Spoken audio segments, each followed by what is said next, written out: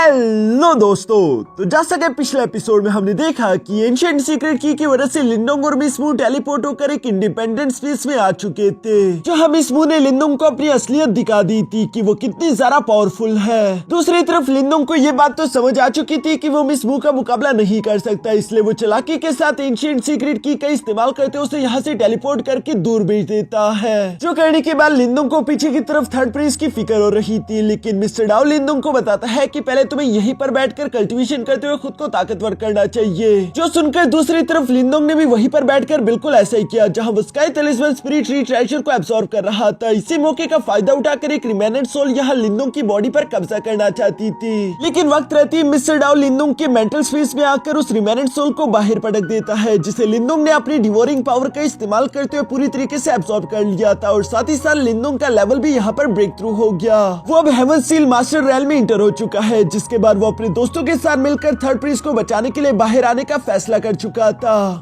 अब आगे तो नेक्स्ट एपिसोड की शुरुआत यहाँ बिल्कुल उसी सीन से शुरू होती है, जहाँ लिंडोंग टेलीपोर्टेशन पोर्टल का इस्तेमाल करते हुए दोबारा से उसी टेंपल में आ चुका था। लेकिन यहाँ पर आते ही लिंडोंग को तो सुन सन्नाटा देखने को मिलता है, क्योंकि सारे के सारे हाई डायनेस्टीज के वॉरियर यहाँ से जा चुके थे। जो देखकर तो लिंडोंग भी हैरान हो जाता है, पर तभी अचानक उसे वहाँ पर मोलिंग की सोड दिखाई दी, जिसके साथ चिनमू ने लिंडोंग के लिए एक मैसेज भी छोड़ा हुआ था। इस मैसेज में चिनमू लिंडोंग को बताता है कि हमने तुम्हारे दोस्त को पकड़ लिया है, अगर तुम उसे जिंदा देखना चाहते हो तो एंशिएंट सीक्रेट की के साथ 5 दिन से पहले डिमोनिक रॉक सिटी आ जाना, वरना तुम अपने दोस्त को दोबारा कभी भी जिंदा नहीं देख पाओगे। जो देखकर तो लिंडोंग परेशान हो गया। दूसरी तरफ मिस्टर डाउ भी उससे सवाल करते हुए पूछता है कि लिंडोंग अब हम क्या करेंगे। जो सुनकर दूसरी तरफ लिंडोंग अपने दिमाग का इस्तेमाल करने शुरू हो गया। इसके बाद हम देखते हैं कि लिंडोंग मिस्टर डाउ को डिमोनिक रॉक सिटी भेज देता है, क्योंकि मिस्टर डाउ एक सेलेस्टियल बीस्ट का स्पिरिट था, तो इसलिए वो किसी की नजरों में नहीं आता, बल्कि वो चुपके छुपाते हुए डिमोनिक रॉक सिटी आकर उस कमरे के बाहर पहुंच गया, जहां उसे खिड़की से देखने को मिलता है कि कैसे चिनमू और ली पान यहाँ पर थर्ड प्रिंस को बुरी तरीके से पीट रहे थे, ताकि वो उससे उसकी बेस इंफॉर्मेशन निकलवा सके।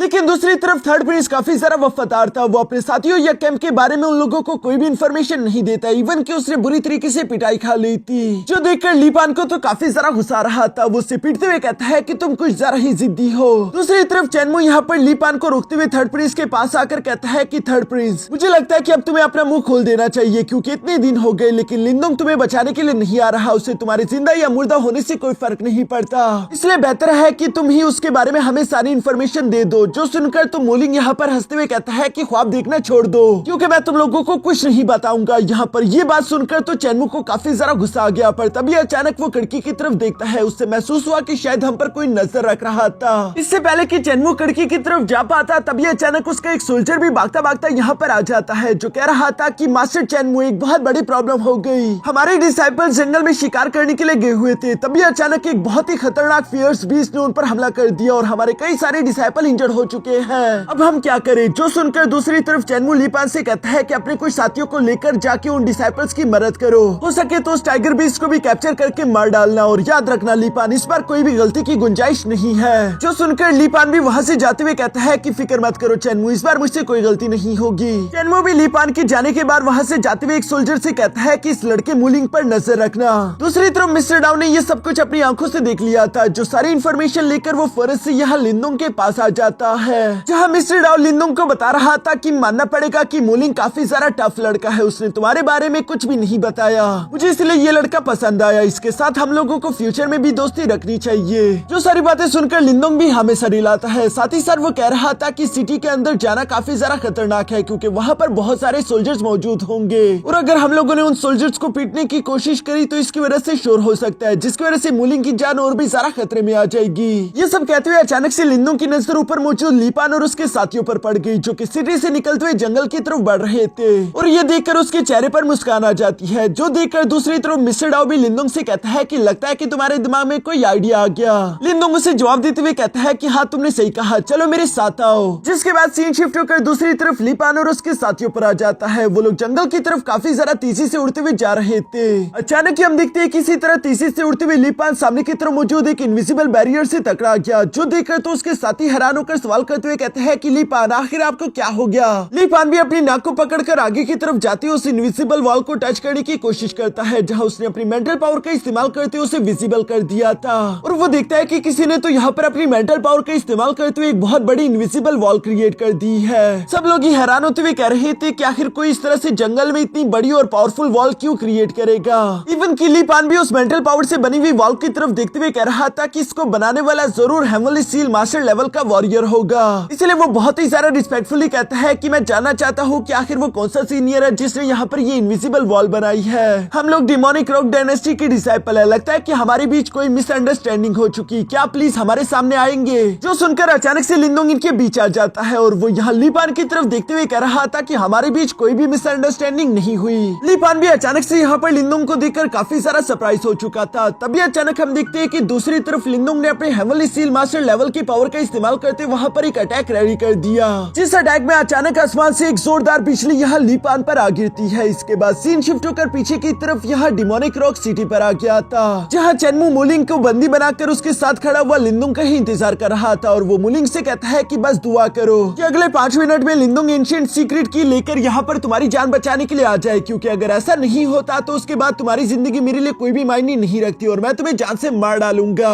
लेकिन इन आखिरी लम्हों में भी हम देखते हैं कि मुलिंग अपनी जुबान नहीं खोलता। तभी अचानक चेनमू का एक साथी उसके पास आकर कहता है कि मास्टर मुझे नहीं लगता कि वो लड़का यहाँ पर आएगा। जो सुनकर तो मुलिंग यहाँ चेनमू पर हंसते हुए कहता है कि लगता है चेनमू तुम्हारा सारा के सारा प्लान दरा के दरा रह गया। ये बात तो दूसरी तरफ चेनमू को और भी ज्यादा गुस्सा दिला देती है, इसलिए हम देखते हैं कि वो फिर से अपनी अटैक को रेडी करते हुए मुलिंग से कह रहा था कि अगर यही बात है फिर तुम्हारी जिंदगी मेरे लिए कोई मायने नहीं रखती और अब तुम्हें मरना होगा। जो कहती चेनमू इससे पहले कि यहाँ मुलिंग पर हमला कर पाता, तभी अचानक उसका एक सोल्जर कहता है कि रुक जाइए, वहाँ से कोई आ रहा है। ये सुनकर उन सब लोगों को लगता है कि शायद नीचे से आने वाला वो इंसान कोई और नहीं बल्कि जरूर लिंदोंग होगा। इसीलिए चेनमू ने भी अपने साथियों को फौरन से ऑर्डर देते उस इंसान पर हमला करने का बोल दिया था, जिस पर इससे पहले कि ये लोग उस आदमी को जान से मार पाते वो आवाज देते हुए कहता है कि रुक जाइए मास्टर, ये मैं हूँ। चेनमू अपने ही डिमोनिक रॉक डायनेस्टी के एक डिसाइपल की आवाज सुनकर हैरान होते हुए कहता है कि क्या, और वो फौरन से नीचे की तरफ आकर उससे सवाल करते हुए कहता है कि तुम्हारी ये हालत किसने करी। जिस पर वो डिसाइपल घबरा कर जवाब देते हुए कहता है कि ये काम उसी लड़के लिंदोंग ने किया, उसने लीपान और हमारे बाकी के सीनियर ब्रदर्स को कैप्चर कर लिया है, जबकि उसने मुझे यहाँ पर इसलिए भेजा ताकि आप तक मैं मैसेज पहुंचा सकूं। ये सुनकर चेनमू सवाल करते हुए कहता है कि क्या मैसेज। वो जूनियर जवाब देकर बताता है कि लिंदोंग के कहने के मुताबिक अगर आपको लीपान और आपके बाकी के साथियों को जिंदा देखना है तो आप मुलिंग को लेकर उसके साथ एक्सचेंज करने के लिए जंगल में आ जाए। जो सुनकर तो चेनमू को काफी ज्यादा गुस्सा आ गया था। वो उस डिसाइपल को लात मारते हुए कहता है कि तुम लोग किसी काम के नहीं, लेकिन उसके लिए लीपान को बचाना भी जरूरी था, इसलिए वो अपने साथियों से कहता है कि कुछ लाइट डिसाइपल्स को इकट्ठा करो और मुलिंग को लेकर हम लोग जंगल जा रहे हैं। जो सुनकर वहीं पर पास में मौजूद एक वॉरियर सवाल करते हुए कहता है कि चेनमू क्या हमें सीनियर ब्रदर शीजुआन को इस बारे में इन्फॉर्म करना चाहिए। चेनमू जवाब देते हुए कहता है कि हम लोग आखिर सीनियर ब्रदर शीजुआन को इस मामूली से काम के लिए परेशान क्यों करें। तुम लोग फिक्र मत करो, ये काम काफी ज्यादा आसान होगा। हम लोग कुछ देर बाद जंगल में से एंशिएंट सीक्रेट की लेकर वापस आ जाएंगे और इस तरह हम लोग सीनियर शीजुआन को भी सरप्राइज कर देंगे। जो कहते हुए चेनमू यहाँ पर अपने साथियों को लेकर जंगल की तरफ रवाना हो जाता है। इसके बाद सीन शिफ्ट होकर दूसरी तरफ लिंदोंग और जियावियान पर आ गया, जहाँ लिंदोंग ने एक प्रिजन फॉर्मेशन का इस्तेमाल करते हुए यहाँ पर लीपान और उसके साथियों को कैद करके बिठाया हुआ था, जबकि खुद वो मजे के साथ बैठकर यहाँ चेनमू और उसके साथियों का वेट कर रहा है। थोड़ी देर बाद तक हम देखते हैं कि अचानक से वहाँ पर चेनमू और उसके साथी भी थर्ड प्रिंस को लेकर यहाँ पर पहुंच गए, जहाँ आते वो जोर से जख्मी मुलिंग को नीचे गिरा देते हैं। ये देखकर लिंदोंग को गुस्सा तो बहुत आया, लेकिन वो खुद पर काबू रखता है। दूसरी तरफ हम देखते हैं कि चेनमू भी मुलिंग के सामने आकर कहता है, लो लिंदोंग, तुम्हें जो चाहिए था मैं वो इंसान तुम्हारे लिए ले आया हूँ। दूसरी तरफ हम देखते हैं कि लीपान भी चेनमू को देखकर यहाँ पर काफी ज्यादा खुश हो गया और वो अपने ब्रदर चेनमू से कहता है कि प्लीज ब्रदर हमें आजाद करवा लो।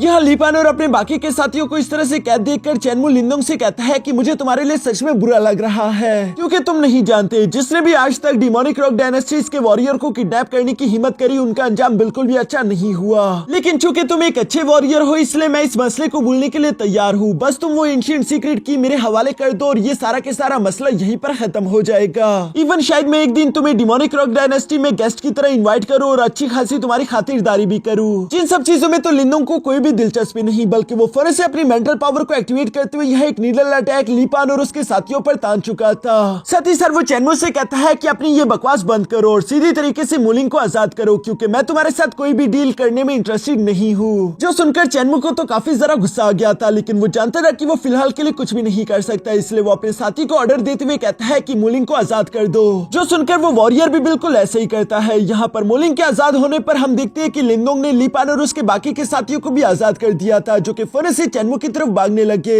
यहाँ थर्ड प्रिंस भी धीरे धीरे से लिनडोंग के पास आकर उसका शुक्रिया अदा कर रहा था, जिस पर लिनडोंग उससे कहता है कि नहीं, शुक्रिया की कोई जरूरत नहीं। दूसरी तरफ चेनमू तो यहाँ ली पान पर काफी जरा गुस्सा दिखाई दे रहा था, लेकिन चूंकि अब ये एक्सचेंज डील कंप्लीट हो चुकी थी, इसलिए लिनडोंग यहाँ पर इन लोगों को अलविदा करके मोलिंग को लेकर वहाँ से जाने लगा। लेकिन दूसरी तरफ चेनमू के चेहरे पर तो एक इवल स्माइल आ गई, क्योंकि वो इन लोगों को यहाँ से जिंदा जाने नहीं देना चाहता है। जिस वजह से हम देखते हैं कि चेनमू ने फौरन से अपनी मेंटल पावर का इस्तेमाल करते हुए यहाँ पर एक बैरियर स्पेस बना दिया था, जिससे लिनडोंग बाहर ना जा पाए। साथ ही साथ वो लिनडोंग से कहता है कि तुम्हें जाने की इतनी भी जल्दी क्या है, पहले वो एंशिएंट सीक्रेट की और अपनी जान मेरे हवाले कर दो, फिर तुम जा सकते हो अगर जाने की काबिल बच गए। दूसरी तरफ लिनडोंग को भी समझ आ गया था कि ये लातों की भूत बातों से नहीं मानेंगे। मोलिंग लिनडोंग से सवाल करते हुए पूछता है कि लिनडोंग अब हम क्या करें, जिस पर लिनडोंग उसके कंधे पर हाथ रखते हुए कहता है कि फिक्र मत करो, अब सब कुछ मुझ पर छोड़ दो। और ये कहती वो काफी एटीट्यूड के साथ यहाँ चेनमू की तरफ बढ़ने लगा, जो देखकर तो दूसरी तरफ चेनमू को भी काफी सारा गुस्सा आ गया और वो फौरन से अपनी पावर एक्टिवेट करते हुए कहता है कि मुझे दिखाओ कि आखिर तुम में इतना खास क्या है जो कि तुम इतने सारा एरोगेंट बन जाते हो। जो कहती है चेनमू ने यहाँ पर अपनी मेंटल पावर का इस्तेमाल करते हुए कुछ रॉक्स को हवा में उठाकर तीसी के साथ लिनडोंग की तरफ थ्रो कर दिया था, लेकिन दूसरी तरफ लिनडोंग की मेंटल पावर अब उससे काफी ज्यादा स्ट्रॉन्ग थी, इसलिए हम देखते हैं कि हवा में ही लिनडोंग आसानी के साथ उसी की रोक को कंट्रोल कर लेता है। जो देखकर तो चेनमू को अपनी आंखों पर यकीन ही नहीं आ रहा था, बल्कि उल्टा लिनडोंग ने वही रोक उठाकर यहाँ चेनमू पर थ्रो कर दिए थे, जिनसे बचने के लिए कैसे तैसे चेनमू अपने सामने एक रॉक की शील्ड बना लेता है। साथ ही साथ वो हैरान होते हुए कह रहा था कि आखिर इस लड़की की मेंटल पावर इतनी ज्यादा स्ट्रॉन्ग कैसे हो गई, जिस पर ली पान चेनमू को जवाब देते हुए कहता है ये सब कुछ उस स्काई टेलिस्मैन स्पिरिट ट्री की वजह से हुआ होगा। उसी ट्रेजर को रिफाइन करके ये एक हेवनली सील मास्टर लेवल पर पहुंच चुका है। जो सुनकर तो अब यहाँ चेनमू को भी थोड़ी सी घबराहट होने लगी, क्योंकि heavenly seal master normal cultivation की निर्वाणा रेल्म की इक्वल होता है, पर फिर भी चेनमू को खुद पर कुछ जरा ही भरोसा था, इसलिए वो लिनडोंग से कहता है कि अच्छा तो ये वजह है जो तुम मेरे सामने इतना उछल रहे हो, लेकिन शायद तुम्हें मालूम नहीं कि तुम अभी भी इतने ज्यादा क्वालिफाई नहीं हुए कि तुम मेरे जैसे निर्वाणा रेल्म के वॉरियर को चैलेंज कर सको। जो कहते हुए चेनमू ने फौरन से अपनी स्टोन स्वॉर्ड बाहर निकाल लिए थी और वो इसके स्लैश अटैक्स का इस्तेमाल करते हुए तेजी के साथ लिनडोंग पर हमला करने लगा। दूसरी तरफ लिनडोंग भी उन स्लैश अटैक्स को डिस्ट्रॉय करने के लिए अपनी थंडर की पावर का इस्तेमाल करता है। साथ ही साथ हम देखते हैं कि उसने फौरन से अपने सेलेस्टियल बोन स्फीयर को भी बाहर निकाल लिया था, जिसका इस्तेमाल करते हुए लिनडोंग काफी कूल तरीके से चेनमू के स्वॉर्ड अटैक को ब्लॉक करते हुए उसे पीछे की तरफ धकेल देता है। इसके बाद हम देखते हैं कि यहाँ पर इन दोनों ने ही अपने स्पिरिचुअल वेपन का इस्तेमाल करते हुए जोर से एक दूसरे के साथ टकराना शुरू कर दिया, जहाँ इन दोनों की ये स्पिरिचुअल वेपन्स वाली फाइट काफी ज्यादा तेज हो रही थी। नीचे की तरफ मौजूद ली पान और उसके साथी तो चेनमू को लगातार चीयर अप कर रहे थे और वो साथ ही साथ कह रहे थे कि चेनमू इस लड़की को मार डालो, लेकिन अब लिनडोंग को हराना भला चेनमू के बस की बात कहा। दूसरी तरफ ये सब देखकर थर्ड प्रिंस भी काफी ज्यादा सरप्राइज हो चुका था। वो हैरान होते हुए अपने मन में सोच रहा था कि लिनडोंग इतना ज्यादा ताकतवर हो चुका है कि वो हेड टू हेड एक निर्वाणा रेल्म के कल्टिवेटर के साथ इतनी ज्यादा टफ फाइट लड़ रहा है। जबकि इसी फाइट के दौरान ऊपर हम देखते हैं कि लिनडोंग धीरे धीरे करके यहाँ चेनमू को ओवरशैडो कर रहा था, जहाँ पर हम देखते हैं कि लिनडोंग सबसे पहले यहाँ चेनमू को पीछे की तरफ धकेलते हुए फौरन अपने बोल स्पीयर को किक करके तीसी के साथ उसकी तरफ थ्रो कर चुका,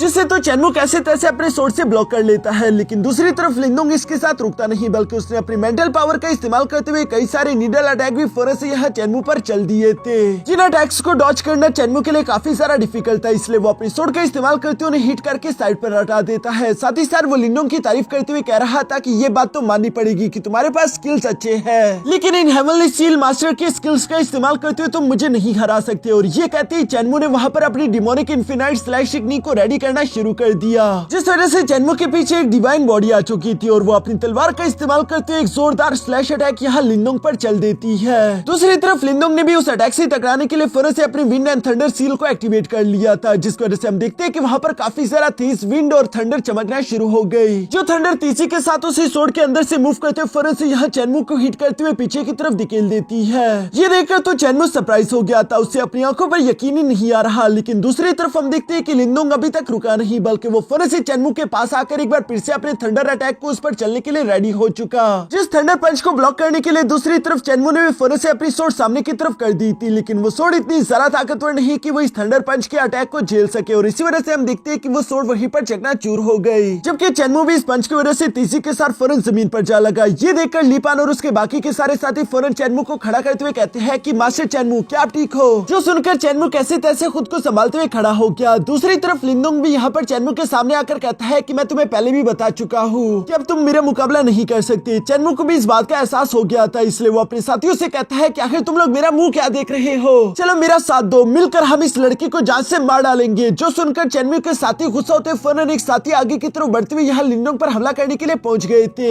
लेकिन लिंदोंग उन्हें देखकर घबराता नहीं, बल्कि हम देखते हैं कि उसने एक बार फिर से अपनी विंड एंड थंडर सील को एक्टिवेट कर लिया, जिसकी वजह से हम देखते हैं कि वहां पर हवा का एक बहुत बड़ा टोर्नेडो क्रिएट हो गया था, जिसके अंदर बहुत ही जोरदार बिजलियां गिरने लगी। और सिर्फ इसी एक सील अटैक में लिंदोंग ने उन सबको बेरहमी के साथ खत्म कर दिया, जो देखकर दूसरी तरफ चेनमू को तो अपनी आंखों पर यकीन ही नहीं आ रहा था। वो हैरान होते हुए कहता है कि आखिर ये पॉसिबल कैसे है। दूसरी तरफ लिंदोंग भी उसकी ऐसी हालत देखकर मुस्कुराते वहां से पलटकर जाने लगा, जहां साथ ही साथ वो मुलिंग से कहता है कि चलो अब यहाँ से। मुलिंग भी खुशी खुशी लिंदोंग के साथ रवाना हो जाता है, जबकि पीछे की तरफ से जख्मी चेनमू उन लोगों को आवाजें देते हुए कह रहा था कि कमीने रुक जा।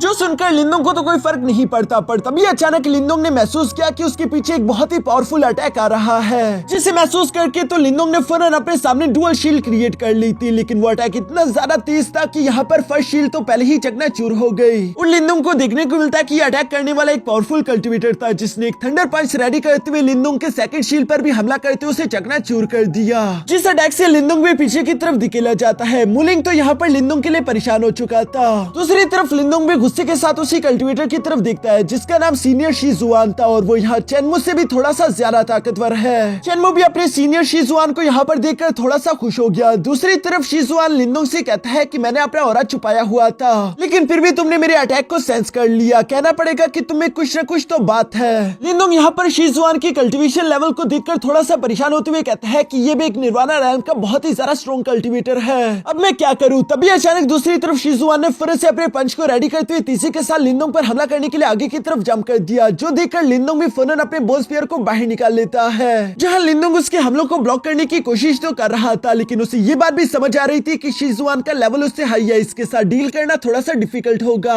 जिस वजह से वो पीछे की तरफ आते हुए थर्ड पर्सन से कहता है कि तुम लोग निकलो यहाँ से। मुलिंग और ज़ावियर लिंदोंग की ये बात सुनकर बिल्कुल ऐसे ही करते हैं, जबकि पीछे की तरफ हम देखते हैं कि लिंदोंग ने भी फौरन से एक बार फिर से अपने विंड एंड थंडर सील को एक्टिवेट करते हुए यहाँ तेजी के साथ शीजुआन पर हमला बोल दिया, जिस अटैक को देखकर दूसरी तरफ शीजुआन भी घबराता नहीं, बल्कि वो फौरन से सामने की तरफ बढ़ते हुए इस विंड एंड थंडर सील से जाकर टकरा गया। और इसे खत्म करने के बाद जब सामने की तरफ से धुआं हटा तो उसने देखा कि लिंदोंग इसी मौके का फायदा उठाकर वहां से भाग चुका है। पर शीजुआन चुके ये सब होने नहीं देना चाहता, इसलिए वो भी फौरन से लिंदोंग के पीछे पड़ गया। दूसरी तरफ लिंदोंग की रफ्तार काफी ज्यादा तेज थी, वो फौरन से ज़ावियर और मुलिंग के पास पहुंच चुका है। पर अभी भी हम देखते हैं कि शीजुआन यहाँ पर इन लोगों का पीछा नहीं छोड़ रहा था, बल्कि वो अपनी एनर्जी अटैक रेडी करते हुए लगातार लिंदोंग पर हमला करते हुए कह रहा था कि तुम मरोगे, तुम बचकर नहीं जा सकते। जो एनर्जी अटैक यहाँ ज़ावियर को भी हिट हो सकते हैं, इसलिए लिंदोंग ज़ावियर से कहता है कि जरा संभल कर। ज़ावियर भी यहाँ पर उन एनर्जी अटैक्स को डॉज करने की अपनी पूरी कोशिश कर रहा था, लेकिन पीछे की तरफ मौजूद शीजुआन कहता है कि मुझसे भागने का कोई फायदा नहीं, क्योंकि मैं कब्र तक तुम्हें फॉलो करने वाला हूँ। और इसी तरह कहते हुए वो लगातार यहाँ पर एनर्जी अटैक इन लोगों पर करता रहा, जहाँ पर हम देखते हैं कि कई सारे अटैक डॉज करने के बाद आखिरकार एक अटैक फौरन से ज़ावियर को हिट कर गया,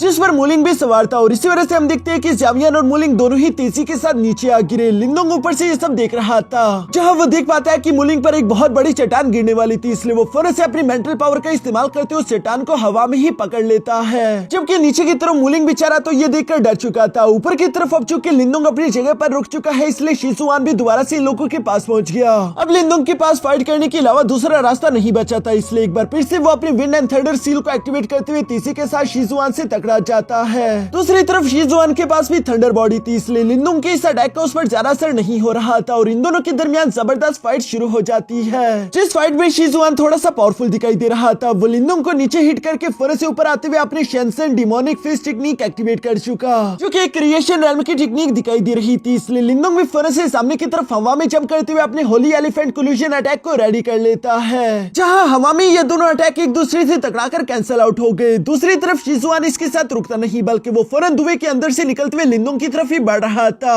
जो देखकर दूसरी तरफ लिंदोंग को भी मजबूरन अपनी स्ट्रेंथ इंक्रीज करने के लिए फौरन अपनी डिमोनिक ट्रांसफॉर्मेशन टेक्निक को एक्टिवेट करना पड़ा। और ये करते साथ ही वो एक जोरदार पंच रेडी करते हुए फौरन शीजुआन को हिट कर देता है। लेकिन दूसरी तरफ हम देखते हैं कि शीजुआन की स्ट्रेंथ का मुकाबला अभी भी लिंदोंग नहीं कर पा रहा, जो देखकर दूसरी तरफ शीजुआन भी लिंदोंग से कहता है कि तुम्हारी स्ट्रेंथ कमाल की है, लेकिन अफसोस की बात कि आज के दिन तुम्हारा सामना मुझसे हो गया है। जो कहती है शीजुआन फौरन अपने सेकंड पंच का इस्तेमाल करके यहाँ लिंदोंग की डिमोनिक ट्रांसफॉर्मेशन टेक्निक को वहीं पर खत्म कर देता है और लिंदोंग उड़ता हुआ पीछे की तरफ चट्टानों से क्या लगा। जो सारी चट्टाने भी यहाँ लिनोंग के ऊपर गिरकर उसे दस देती है। ऐसा लग रहा था जैसे कि लिनोंग उस लास्ट अटैक को नहीं झेल पाया होगा। शिजुआन को भी इसी बात की काफी ज्यादा खुशी हो रही थी और वो हवा में काफी एटीट्यूड के साथ खड़ा होने लगा, जैसे कि उसने एक बहुत बड़ा कारनामा कर दिखाया है। इवन ये जानते हुए भी कि वो लिनोंग से काफी ज्यादा पावरफुल था, लेकिन फिर भी लिनोंग ने उसे बराबर की टक्कर दी। पर इसी के साथ हमारा ये एपिसोड यहीं पर खत्म हो गया।